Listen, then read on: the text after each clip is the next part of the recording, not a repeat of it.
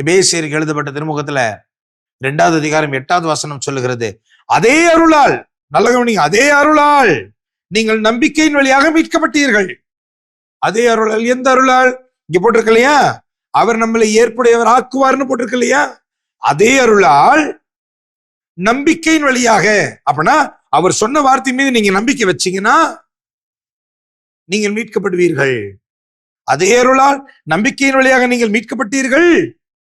இது உங்கள் செயல் அல்ல, கடவுளின் கொடை. படிச்சு பாருங்க, எபேசியருக்கு எழுதப்பட்ட திருமுகம் 2வது அதிகாரம் 8வது வசனம். இது உங்கள் செயல் அல்ல, கடவுளுடைய கொடை. நம்ம செய்யறது இல்லைங்க, அவர் நம்ம மேல இரக்கம் வச்சு அவரை இலவசமாய் கொடுக்கிற ஒரு கொடை. ஆண்டவரை சந்தோஷப்படுத்துறதுக்கு இதை செஞ்சா அவர் சந்தோஷமாயிடுவார், அதை செஞ்சா சந்தோஷமாயிடுவார். இல்ல, அவர் விரும்புறது ஒன்னே ஒண்ணு, என்ன நம்புங்கிறார்.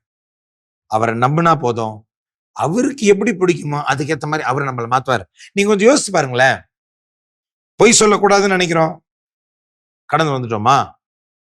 புரணி பேசக்கூடாதுன்னு நினைக்கிறோம், யாராவது ஒருத்தர் நான் பொய் சொல்ல ஆசைப்படுறேன்னு இருப்போமா? யாராவது ஒருத்தர் நான் புரணி பேச ஆசைப்படுவேன்னு உட்கார்ந்து இருப்போமா?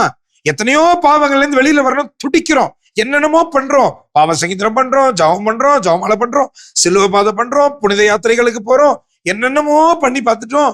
ஒரு சில பாவ இயல்புகள் நம்மளை விட்டு வெளியில போகவே இல்லை. ஏன் தெரியுமா? போனா போவாது, ஆண்டவரை எடுத்தாதான் அது போகும். நாம் நம்மை மீட்க முடியாது. பண்ண முடிஞ்சாதான் என்னைக்கோ பண்ணிருப்போமே, பாவத்திலிருந்து வெளியே வர முடிஞ்சாதான் என்னைக்கோ வெளில வந்திருப்போமே. நல்லா புரிஞ்சுக்கோங்க, நம்மளால வர முடியாது, அவர் வெளியில எடுத்தா உண்டு, அவரால் அது முடியும். அவர் சொல்றாரு நான் செய்வேங்கிற. எப்போ? அவரை நம்புனா அவர் செய்வார்.